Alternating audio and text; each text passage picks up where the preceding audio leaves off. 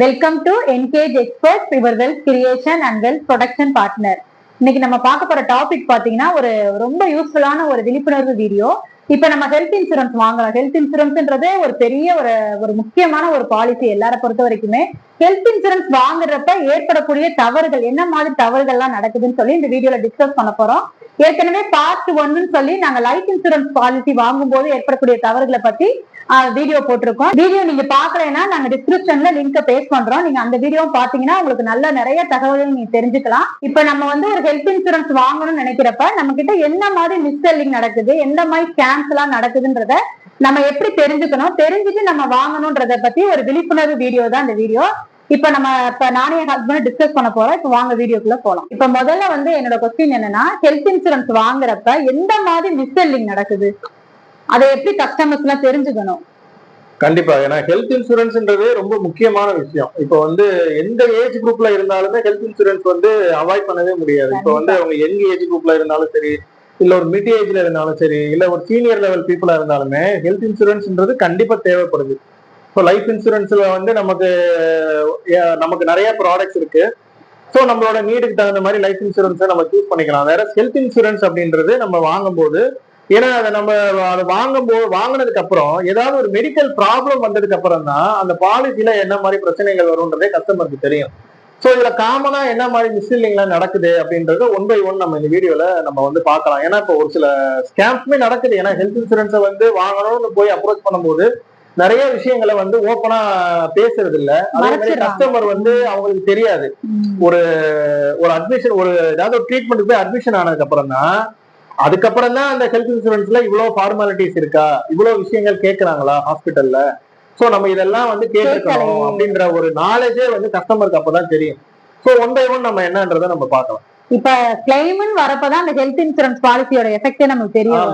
உண்மையிலே அந்த ஹெல்த் இன்சூரன்ஸை நம்ம எப்படி யூஸ் பண்ணணும், என்ன மாதிரியான கேள்விகள் நம்ம கேட்டிருக்கணும், என்ன தேவை நமக்கு இருக்கு, நமக்கு என்ன கவரேஜ் தேவைப்படும், என்னென்ன விஷயங்கள் கவரே ஆகாது, இதெல்லாம் கஸ்டமருக்கு தெரிய வரும். இப்ப ஹெல்த் இன்சூரன்ஸை பொறுத்த வரைக்குமே waiting period, pre existing disease எல்லாம் சொல்றாங்கல்ல, அதை பத்தி கொஞ்சம் சொல்லுங்க. அதான் இதெல்லாம் முக்கியமா கேட்கக்கூடிய ஒரு விஷயம். இப்போ ஒரு ஹெல்த் இன்சூரன்ஸ் நம்ம வாங்கணும் அப்படின்னா முதல்ல ஹெல்த் இன்சூரன்ஸ் நம்ம இது எடுத்தோம்னா இதை நான் எப்ப யூஸ் பண்ண முடியும்? இப்ப யாருமே வேணுக்குனே உடம்பு சரியில்லாம அப்படிலாம் போக மாட்டாங்க. ஒருத்தவங்க வாங்குறாங்கன்னா ஏதாவது ஒரு மெடிக்கல் ப்ராப்ளம் இப்ப அவங்களுக்கோ அவங்க ஃபேமிலியில இருக்கிறவங்களுக்கோ வரும்போது அந்த ஒரு மெடிக்கல் எக்ஸ்பென்சஸை நம்ம இந்த பாலிசியில கிளைம் பண்ணிக்கலாம் அப்படின்ற மாதிரி தான் நினைப்பாங்க. ஸோ என்னன்னா இதை இப்ப ஒரு 2 நாள்லயே நமக்கு ஏதாவது ஒரு பிரச்சனை வந்தா கூட இதை நம்ம கிளைம் பண்ணிக்கலாம் அப்படின்னு நினைச்சிட்டு இருப்பாங்க. அப்படிலாம் பண்ண முடியாது. அதை சேல்ஸ் பண்றவங்க அதெல்லாம் கண்டிப்பா சொல்ல வேண்டிய விஷயம் நிறைய இருக்கு. ஏன்னா இப்போ ஒரு ஹெல்த் இன்சூரன்ஸ் சொல்லி இப்போ ஒருத்தர் எடுத்ததுக்கு அப்புறம் இனிஷியல் வெயிட்டிங் பீரியட்னு ஒண்ணு இருக்கும். ஒரு 30 நாளைக்கு இனிஷியலா வெயிட்டிங் பீரியட் போட்டிருப்பாங்க. எக்ஸப்ட் எமர்ஜென்சி நடக்கிறது மட்டும், ஒரு ஆக்சிடென்ட் நடக்குது அதனால ஒரு கிளைம் வருது, அந்த மாதிரி ஒரு எமர்ஜென்சியா ஒரு ஸ்லிப் ஆகி கீழே விழுந்துட்டாங்க, அந்த மாதிரி எமர்ஜென்சி சிச்சுவேஷனை தவிர்த்து மற்ற இது எல்லாமே இனிஷியலா ஒரு 30 நாள் வெயிட்டிங் பீரியட் அப்படின்ற மாதிரி இருக்கும். ஏற்கனவே கஸ்டமருக்கு ஏதாவது ஒரு மெடிக்கல் ப்ராப்ளம் இருக்குன்னு வச்சுக்கோ. இப்போ ஒரு மிட் ஏஜ்ல இருக்கிறாங்க, அவங்க எடுக்கிறாங்கன்னா இப்ப சுகர் இருக்கு, பிபி இருக்கு அப்படின்னா கண்டிப்பா மினிமம் 1 இயர்ல இருந்து மேக்சிமம் 4 இயர்ஸ் வரைக்கும் அதுக்கு கிளைம் வராது, கிளைம் பண்ண முடியாது. அதுக்காண்டி போய் கிளைம் பண்ண முடியாது. அதை எல்லாமே எக்ஸ்க்ளூஷன்ல போட்டிருப்பாங்க. நீங்க வெயிட் பண்ணணும், ப்ராப்பரா ரெனுவல் பண்ணிட்டு படிக்கிறது இல்ல. ஆமா, அத பாலிசி விக்கிறவங்க சொல்றது இல்ல. ஏன்னா நிறைய ஒவ்வொரு கம்பெனி ஒவ்வொரு மாதிரி நாம்ஸ் வச்சிருக்காங்க. ஒரு சில கம்பெனி 2 வருஷம் வெயிட் பண்ணணும்னு சொல்லுவாங்க, ஒரு சில கம்பெனி 3 வருஷம் வெயிட் பண்ணணும்னு சொல்லுவாங்க, ஒரு சில கம்பெனி 4 வருஷம் 5 வருஷம் வெயிட் பண்ற கம்பெனி எல்லாம் இருக்கு. பட் அது என்னன்னா பிரீமியம் கம்மியா இருக்கும், நீங்க பாலிசி எடுத்து உடனே யூஸ் பண்ணிக்கலாம் அப்படின்ற மாதிரி மிஸ்செல்லிங் பண்றாங்க. ஆக்சுவலா என்னன்னா கஸ்டமர் இந்த கேள்வியை கேட்கணும். எனக்கு இந்த மாதிரி சுகர் இருக்கு, நான் 3 வருஷமா அதுக்கு ட்ரீட்மெண்ட் எடுத்துட்டு இருக்கேன், இல்ல நான் மெடிசன்ஸ் எடுத்துட்டு இருக்கேன், எனக்கு பிபி இருக்கு, நான் ட்ரீட்மெண்ட் எடுத்துட்டு இருக்கேன், இது சம்பந்தமா எனக்கு ஏதாவது ஒரு பிரச்சனை ஆச்சுன்னா நான் எப்ப கிளைம் பண்ண முடியும், அது எப்ப எனக்கு கிளைம் எனக்கு கிடைக்கும், இந்த கேள்விலாம் கஸ்டமர் கேட்கணும். இந்த மாதிரி கேள்விகள் கேட்கணும்னு சொல்லிதான் இந்த விழிப்புணர்வு வீடியோவை நம்ம பண்றோம். அதே மாதிரி இனிஷியல் ஒரு சில விஷயங்களுக்கு கம்பல்சரி 2 இயர்ஸ் வெயிட்டிங் பீரியட்னு சொல்லி போடுறாங்க. அதுல ஒரு லிஸ்ட் ஆஃப் டிசீஸே வச்சிருக்காங்க, ஒரு 20-25 டிசீஸே வச்சிருக்காங்க. ஆமா, கிரானிக் டிசீஸ் கிடையாது, கம்பல்சரி வெயிட்டிங் பீரியட்னு சொல்லி ஒரு விஷயம் இருக்கு. Pre existing waiting disease waiting பீரியட்ன்றது தனி, இனிஷியல் வெயிட்டிங் பீரியட்ன்றது தனி, அது போக கம்பல்சரி வெயிட்டிங் பீரியட்னு சொல்லி ஒரு குறிப்பிட்ட ஒரு 20-25 டிசீஸ்க்கு வெயிட்டிங் பீரியட் இருக்கு. அந்த டிசீஸ்ல என்ன மாதிரி எதெல்லாம் கவர் ஆகாது அந்த லிஸ்ட் எங்களுக்கு கொடுங்கன்னு சொல்லி கஸ்டமர் கேட்கணும். ஸோ வந்து எங்க கம்பெனில எல்லாமே கவர் ஆகும் அப்படின்லாம் சொன்னாங்கன்னா நம்ப கூடாது. அது எந்த கம்பெனியா இருந்தாலும் சரி, எந்த நம்பர் 1 கம்பெனியா இருந்தாலுமே எல்லாமே வந்து அந்த பாலிசி வேர்டிங்ஸ்ல போட்டுதான் கொடுப்பாங்க. கம்பெனில இருந்து அந்த டாக்குமெண்ட்ல போட்டுதான் கொடுப்பாங்க. பட் பாலிசியை வந்து எடுக்கிறதுக்கு முன்னாடி கேட்கணும். முக்கியமா வந்து நீங்க சொன்ன மாதிரி வெயிட்டிங் பீரியட் பத்தி டிஸ்கஸ் பண்ணணும். அதே மாதிரி பாலிசி ஒருத்தவங்க ஹெல்த் இன்சூரன்ஸ் வந்து கேக்குறாங்கன்னா அவங்க ஃபேமிலி ஹிஸ்டரி, ஹெல்த் ஹிஸ்டரி எல்லாம் தெரிஞ்சுக்கணும். ஆமா அத பத்தி வந்து அத இப்ப வந்து நமக்கு ஒரு டார்கெட் இருக்கு, இப்ப நான் வந்து இந்த மாசத்துக்குள்ள இத்தனை பாலிசி விற்கணும் அப்படின்ற மாதிரி அப்ரோச் பண்ணாம ஒரு ஹெல்த் இன்சூரன்ஸ் கேக்குறாங்கன்னா அவங்க வந்து ஹெல்த் இஷ்யூஸ் அவங்களுக்கு ஏதாவது இருக்கா, கண்டிப்பா அதான் சொல்றேன், பிளஸ் வந்து அவங்க என்ன ட்ரீட்மெண்ட் பண்ணிட்டு இருக்காங்க இதெல்லாம் பார்த்து அதை ப்ராப்பரா டாக்குமெண்ட் பண்ணி அவங்கள வந்து இதெல்லாம் அவங்க கிட்ட எஜுகேட் பண்ணணும். நீங்க இதை மறைக்காதீங்க, இதை சொன்னீங்கன்னா உங்களுக்கு அந்த வெயிட்டிங் பீரியட் முடிஞ்சதுக்கு அப்புறம் அட்லீஸ்ட் கவரேஜ் கிடைக்கும். ஃபார் எக்ஸாம்பிள் இப்ப டயபெட்டிஸ் இருக்குன்றத டிக்ளேர் பண்ணிட்டாங்கன்னா இப்ப அந்த வெயிட்டிங் பீரியட் 2 வருஷமா 3 வருஷமா முடிஞ்சதுக்கு அப்புறம் அவங்க கிளைம் பண்ணிக்கலாம். சப்போஸ் அவங்க டிக்ளேர் பண்ணலன்னு வச்சுக்க, இப்ப நான் சொன்னாதானே தெரியும், இல்லன்னா அவங்க எப்படி கண்டுபிடிக்க முடியும் கஸ்டமர் நினைக்கலாம். பட் ஆமா இப்ப போய் நம்ம இப்போ ஒரு டயபெட்டிஸ் இருக்கும், அவங்க எடுத்த இன்சூரன்ஸ் கம்பெனில 3 வருஷம் வெயிட்டிங் பீரியட் அதுக்கு இருக்கும். கஸ்டமர் வந்து என்ன பண்ணுவாங்கன்னா இதை நான் சொன்னாதானே தெரியும் நினைக்கலாம், அதான் கண்டிப்பா 100% கண்டுபிடிச்சிருவாங்க. இப்போ 2 வருஷத்துலயே போய் ஒரு அந்த டயபெட்டிஸ் ரிலேட்டடா அவருக்கு ஒரு பிரச்சனை வந்து ட்ரீட்மெண்ட் போறாங்க, கிளைம் கொண்டு போய் ஹாஸ்பிட்டல்ல கொடுத்தாங்கன்னா இன்சூரன்ஸ் கம்பெனி வந்து உங்களுக்கு வந்து சுகர் இருக்கு, பாலிசி எடுக்கும் போதே உங்களுக்கு சுகர் இருந்திருக்கு, அதனால இதுக்கு நாங்க வந்து கிளைம் தர முடியாதுன்னு ரிஜெக்ட் பண்ணுவாங்க. சோ கண்டிப்பா வந்து அது கிளைம் வராது, கண்டிப்பா ப்ராப்ளம் வரும். சோ அந்த பாலிசி யார் மூலியமா எடுத்தாங்களோ அவங்ககிட்ட போய் கேட்பாங்க, அவங்க வந்து அந்த டைம்ல எஜுகேட் பண்ணிருக்க மாட்டாங்க.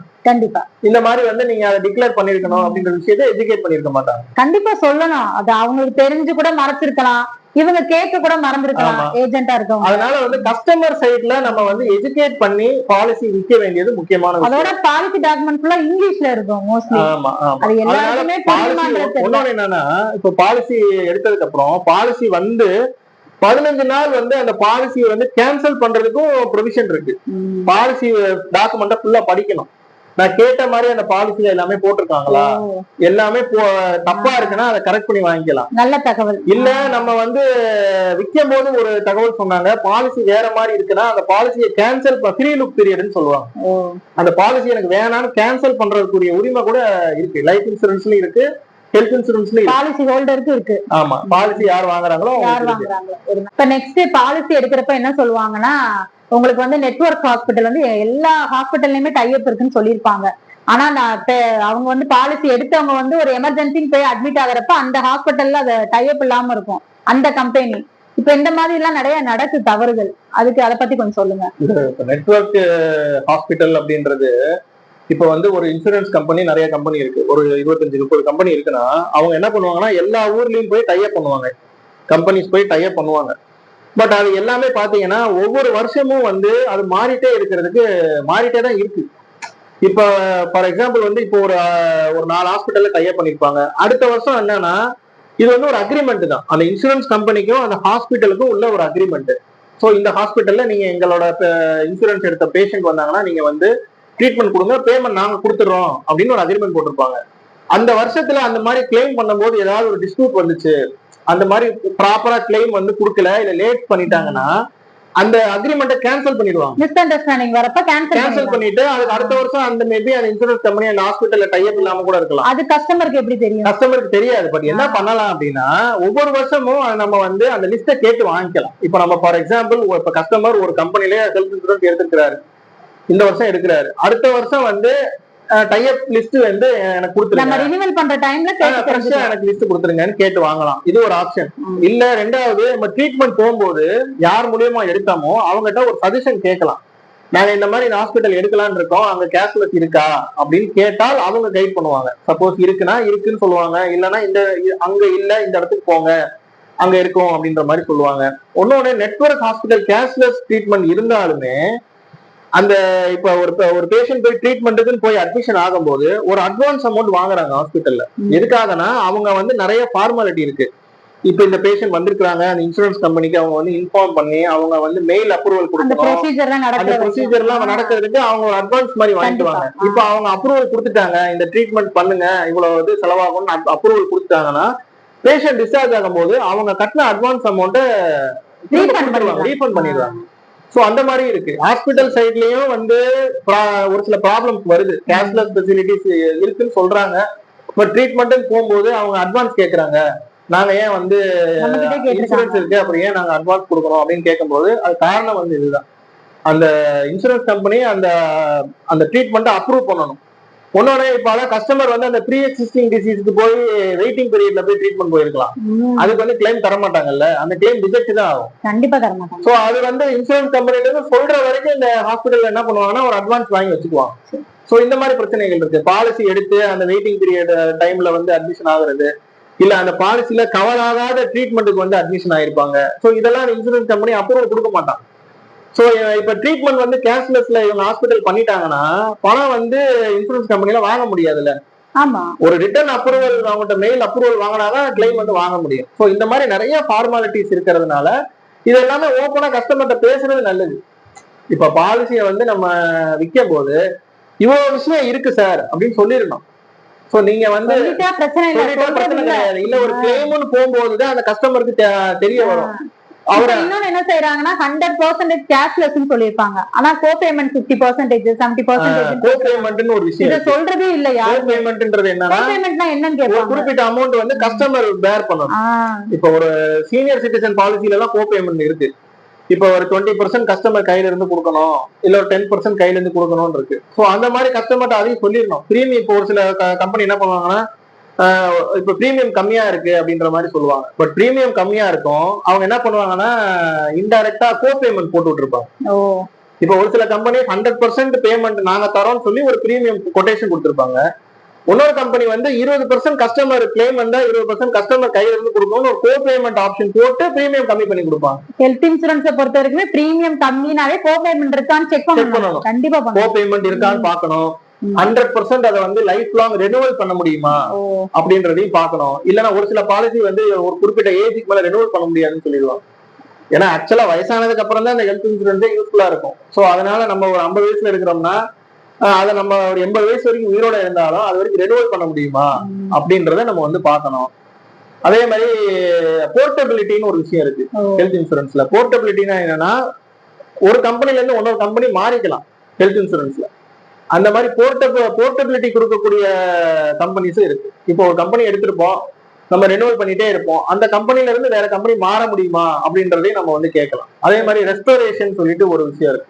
அதை பத்திலாம் வந்து யாரும் சொல்றது கிடையாது. ரெஸ்டோரேஷன்னா என்னன்னா, ஒரு குறிப்பிட்ட அமௌண்ட்டுக்கு இன்சூரன்ஸ் கவரேஜ் கொடுத்துருப்பாங்கல்ல, ஒரு 10 லட்சம் ரூபாய்க்கு கவரேஜ் கொடுத்துருப்பாங்க. ஒரு ஃபேமிலியில 4 பேரை கவர் பண்ணிருக்காங்கன்னா ஒரு 5 லட்சம் ரூபாய் ஒரு ட்ரீட்மெண்ட் ஒருத்தர் எடுத்தாலுமே திரும்ப அந்த 5 லட்சம் ரூபாய் திரும்பவும் டாப் அப் ஆயிரும்.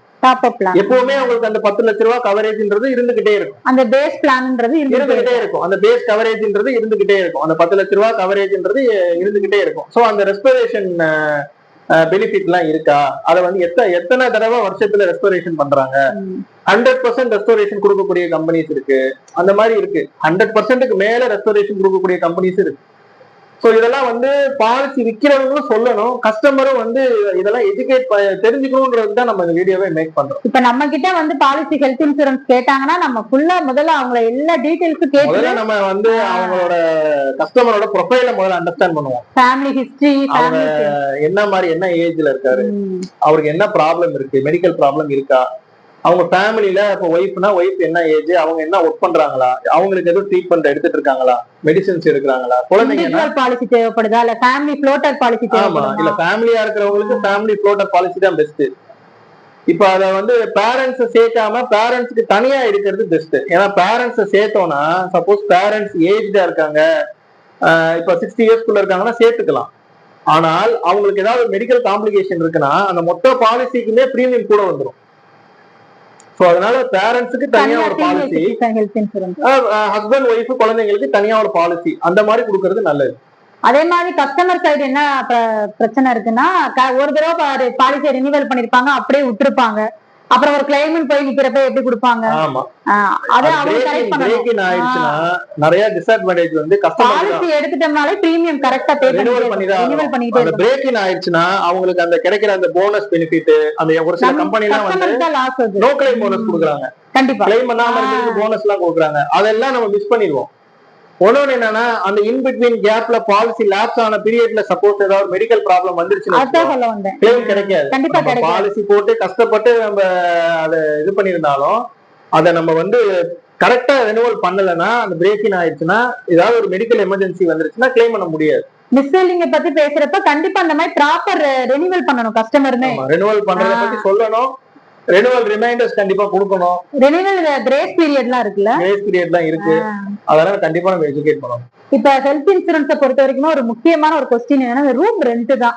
அதுலதான் நிறைய பேர் டவுட் கேட்பாங்க. ரூம் ரெண்ட் வந்து பாலிசில வந்து ஒரு மாதிரி போட்டிருப்பாங்க, ஆனா அங்க அதிகமா சார்ஜ் பண்ணுவாங்க. ரூம் ரெண்ட்ல வந்து டேர்ம்ஸ் அண்ட் கண்டிஷன்ஸ் போட்டிருந்தாங்கன்னா கண்டிப்பா படிச்சு தெரிஞ்சுக்கணும். இப்ப பாலிசியில வந்து எவ்வளவு வரைக்கும் ரூம் எடுத்துக்கலாம், இல்ல குறிப்பிட்ட இவ்வளவுதான் ரூம் எடுக்க முடியும் அப்படின்னு போட்டிருந்தாங்கன்னா, ஃபார் எக்ஸாம்பிள் 5000 rupees தான் மேக்ஸிமம் அமௌண்ட் போட்டிருந்தாங்கன்னா 5000 rupeesல தான் எடுக்கணும். 5000 rupeesக்கு மேல போச்சுன்னா இன்சூரன்ஸ் கம்பெனில கொடுக்கறது 5000 தான் கொடுப்பாங்க. அதுக்கு மேல போறத வந்து நம்ம தான் கையில இருந்து போடுற மாதிரி இருக்கும். சோ நம்ம அதை விற்க வரவங்க அதை ப்ராப்பரா எக்ஸ்பிளைன் பண்ணணும். ஒரு சில பாலிசியில வந்து அன்லிமிட்டடா எந்த ரூம் அவைலபிள் இருக்கோ அந்த ரூம் எடுத்துக்கலாம் அப்படின்ற மாதிரி ஒரு ஆப்ஷன் இருக்கும். அது ஒரு நல்ல ஆப்ஷன் தான். ஒரு சில பாலிசியில என்ன பண்ணிருப்பாங்கன்னா, பிரீமியம் வந்து கம்மியா இருக்கும், ஆனா ரூம் ரெண்ட்டை வந்து கம்மியா போட்டிருப்பாங்க. இப்ப நீங்க எந்த ஊர்ல கஸ்டமர் இருக்காங்களோ அந்த ஊர்ல ஆவரேஜா எப்படி ரூம் ரெண்ட் இருக்குன்றத தெரிஞ்சு வச்சுக்கணும். ஹாஸ்பிட்டல்ல ஒரு தனி ரூம், இப்ப ஏசி எல்லாம் தேவையில்ல, ஒரு தனியா ஒரு ரூம் இருக்கு அப்படின்னா ஒவ்வொரு ஊருக்கு ஒவ்வொரு மாதிரி சார்ஜ் பண்ணுவாங்க. ஃபார் எக்ஸாம்பிள் வந்து இப்ப மதுரைனா ஒரு சார்ஜ் இருக்கும், சென்னைனா ஒரு சார்ஜ் இருக்கும், பெங்களூர்னா ஒரு சார்ஜ் இருக்கும். இப்ப மதுரையில வந்து 4000 சார்ஜ் பண்றாங்கன்னா சென்னையில 6000 இருக்கும், பெங்களூர்ல ஈவன் 7000 8000 கூட இருக்கலாம். ஸோ அந்த மாதிரி வந்து கரெக்டா ரூம் ரெண்டை சூஸ் பண்ணி பாலிசி எடுக்கும். அதே மாதிரி டே கேர் ட்ரீட்மெண்ட் போவோம், அதுக்கு டே கேர் ட்ரீட்மெண்ட் போறப்ப அதுக்கு எங்களுக்கு கிடைக்குமா கிளைம்? டே கேர் வந்து ஒரு சில பாலிசிஸ்ல கவரேஜ் கொடுப்பாங்க. அது வந்து நம்ம கேட்கணும், டே கேர் ட்ரீட்மெண்ட் கவர் ஆகுமா, ஆயுஷ் ட்ரீட்மெண்ட் கவர் ஆகுமா, அதே மாதிரி வேற மெடிக்கல் செக்அப்லாம் இதுல வந்து இருக்கா, ஆம்புலன்ஸ், பிரெக்னன்சி ரிலேட்டடா கவரேஜ் அவங்களுக்கு தேவைப்படுறவங்களுக்கு தான் பிரெக்னன்சி கவரேஜ் கொடுப்பாங்க. இப்ப ஏற்கனவே 2 கிட்ஸ் இருக்கு அப்படின்னா பிரெக்னன்சி கவரேஜ் எல்லாம் வராது. இப்ப கல்யாணம் ஆனவங்க புதுசா இப்ப எடுக்கிறாங்க, கல்யாணம் ஆகி 6 மாசத்துல பாலிசி எடுக்கிறாங்கன்னா அவங்க வந்து அந்த அவங்களோட ரெக்குயர்மெண்ட்டை சொல்லணும், எங்களுக்கு மெட்டர்னிட்டி பெனிஃபிட்ஸோட வேணும்ன்றத சொல்லணும். நம்ம சொல்லணும், சொன்னாதான் அந்த கவரேஜ் கிடைக்கும், இல்லைன்னா கிடைக்காது. அது அப்புறம் கடைசி அந்த பிரெக்னன்சி டைம்ல அந்த டெலிவரி டைம்ல கேட்பாங்க. அது அந்த கவரேஜ் வந்து நம்ம சொல்லிதான் எடுக்கணும். எங்களுக்கு இந்த கவரேஜ் வேணும்னு சொல்லிதான் நம்ம எடுக்கணும். அதே மாதிரி பாலிசி எடுக்கிறப்ப டாக்ஸ் பெனிஃபிட்ட பத்தி கண்டிப்பா டாக்ஸ் பெனிஃபிட்ட பத்தி கேட்கணும். ஆமா, டாக்ஸ் பெனிஃபிட் வந்து செக்ஷன் 80D 25,000 பிரீமியம் வரைக்கும் நம்ம இன்கம் டாக்ஸ்க்கு நம்ம பெனிஃபிட்ஸ் வந்து அவைல் பண்ணிக்கலாம். பேரண்ட்ஸுக்கு வந்து 50,000 வரைக்கும் நம்ம பிரீமியம் பே பண்றோம்னா நம்ம இன்கம் டாக்ஸ் பெனிஃபிட்ஸ் வந்து அவைல் பண்ணிக்கலாம். ஸோ அதெல்லாம் வந்து நம்ம கஸ்டமருக்கு அந்த மாதிரி இன்கம் டாக்ஸ் லைபிலிட்டி இருக்கா அப்படின்றத கேட்கணும். நீங்க இன்கம் டாக்ஸ் கட்டிட்டு இருக்கீங்களா, section 80C life insurance premium எதுவும் பே பண்ணிட்டு இருக்கீங்களா. ஸோ ஹெல்த் இன்சூரன்ஸ் அவங்க எடுக்கலன்னா நீங்க இந்த மாதிரி இந்த பிரீமியமா நீங்க வந்து டாக்ஸ் பெனிஃபிட் யூஸ் பண்ணுங்க, ஸோ நீங்க அதை யூஸ் பண்ணிக்கலாம் அப்படின்றத நம்ம எஜுகேட் பண்ணணும். மோஸ்ட்லி இப்ப என்ன பண்ணுவாங்கன்னா, பாலிசி சேல் பண்றப்ப பிரீமியம்ல சேஞ்சஸே இருக்காதுன்னு சொல்லி சொல்லுவாங்க. ஆனா வந்து இடையில சேஞ்சஸ் இருக்கு. பிரீமியம் வந்து எப்படின்னா, இப்போ ஒவ்வொரு ஏஜ் குரூப் கேட்டகரின்னு சொல்லி வச்சிருப்பாங்க ஹெல்த் இன்சூரன்ஸ்ல. ஃபார் எக்ஸாம்பிள் வந்து இப்போ 35ல இருந்து 40ன்றது ஒரு கேட்டகரி, 41ல இருந்து 45 வரைக்கும் ஒரு கேட்டகரி, 46ல இருந்து 50 வரைக்கும் ஒரு கேட்டகரி. அந்த மாதிரி ஒவ்வொரு கம்பெனி ஒவ்வொரு கேட்டகரி வச்சிருப்பாங்க. அந்த கேட்டகரியை தாண்டும் போது கண்டிப்பா பிரீமியம் வந்து ரிவைஸ் பண்ணுவாங்க. ஸோ வந்து இப்போ யாராவது வந்து பிரீமியம் வந்து இதே பிரீமியம் தான், ஒருத்தர் பாலிசி எடுக்கிறாரு, ஹெல்த் இன்சூரன்ஸ் போடுறாரு, 25,000 ரூபாய் அவருக்கு வருது பிரீமியம் அப்படின்னா உங்களுக்கு ஃபுல்லா 25,000 தான் இருக்கும் அப்படின்லாம் சொன்னாங்கன்னா நம்பாதீங்க. கண்டிப்பா அப்படி இருக்காது. கண்டிப்பா வந்து வருஷம் எல்லாம் வந்து சேஞ்ச் பண்ற கம்பெனி எல்லாம் இருக்கு. அப்படியா? ஆமா, டாக்ஸ்னால வந்து சேஞ்ச் ஆகுது இல்ல. இப்ப ஜிஎஸ்டி இன்க்ரீஸ் பண்றாங்கன்னா நம்ம கட்டுற பிரீமியம் ஜிஎஸ்டியோட கட்டுறதுனால ஜிஎஸ்டி இன்க்ரீஸ் ஆனாலும் பிரீமியம் இன்க்ரீஸ் ஆன மாதிரி தானே தெரியும். பிரீமியமே ரிவைஸ் பண்றதுக்கும் வாய்ப்புகள் இருக்கு. இப்ப ரெகுலரா ஒருத்தர் கிளைம் பண்றாரு அப்படின்னா, இப்ப அவர் வந்து அடிக்கடி கிளைம் பண்றாங்க அப்படின்னா கண்டிப்பா அவருக்கு பிரீமியம் எல்லாம் வந்து இன்க்ரீஸ் பண்ணி கொடுக்கறதுக்கும் சான்சஸ் இருக்கு. இன்னொன்னு நான் சொன்ன மாதிரி அந்த ஏஜ் கேட்டகரி, இப்ப வந்து 45 வயசு வரைக்கும் ஒரு பிரீமியம், 46 ஸ்டார்ட் ஆகி 46க்கு மேல ஒரு பிரீமியம், அந்த மாதிரி நம்ம லைஃப் லாங் ரெனுவபிலிட்டி அப்படின்றதுல போகும்போது அந்த குறிப்பிட்ட அந்த நம்ம சீனியர் ஆயிட்டே போறோம், அந்த ஏஜோட கேட்டகரி நமக்கு இன்க்ரீஸ் ஆயிட்டே போகுதுன்னா அதை பேஸ் பண்ணி சேஞ்சஸ் வந்து வரும், இன்க்ரீஸ் பண்றதுக்குரிய வாய்ப்புகள் அதிகமா இருக்கு. சோ அதனால அதையுமே நம்ம ஓப்பனா பேசிக்கிறது நல்லது. அந்த மாதிரி ஒரு ப்ரௌசர் மாதிரி ஏதாவது இருக்கான்னு கேட்டு எப்படி பண்றாங்க, எவ்வளவு பிரீமியம் எல்லாம் கூடுது, நான் இந்த ஏஜ்ல இருக்கேன், சோ எனக்கு எப்ப பிரீமியம் இன்க்ரீஸ் ஆகும், இதெல்லாம் கேட்டு தெரிஞ்சு வச்சுக்கிறது நல்லது. பாலிசி எடுக்கும் போது நம்மளும் கஸ்டமரா சரியான தகவல்கள் கொடுக்கணும். கண்டிப்பா கேட்டு நிறைய விஷயங்களை கேட்டு தெரிஞ்சு பாலிசி விக்கிறவங்களும் எல்லாமே எக்ஸ்பிளைன் பண்ணி கஸ்டமருக்கு எல்லாமே புரிய வச்சு பாலிசி ஹெல்த் இன்சூரன்ஸ் பாலிசி வாங்க போறாங்கன்னா நம்ம வீடியோவை பார்த்துட்டு போய் அவங்க நிறைய விஷயங்களை கேட்கலாம். கண்டிப்பா கண்டிப்பா இந்த வீடியோ பாத்தீங்கன்னா இப்ப இந்த வீடியோல நானும் என் ஹஸ்பண்டும் முழுக்க முழுக்க ஹெல்த் இன்சூரன்ஸ் வாங்குறப்ப ஏற்படக்கூடிய ஸ்கேம்ஸ் என்ன மாதிரி தவறுகள்லாம் நடக்குதுன்னு சொல்லி வீடியோல டீடைல்டா எக்ஸ்பிளைன் பண்ணிருக்கோம். நீங்க ஒரு பாலிசி எடுக்க போறீங்கன்னா எங்க வீடியோவை பார்த்துட்டு போனீங்கன்னாவே நிறைய தகவல் நீங்க தெரிஞ்சுக்கலாம்.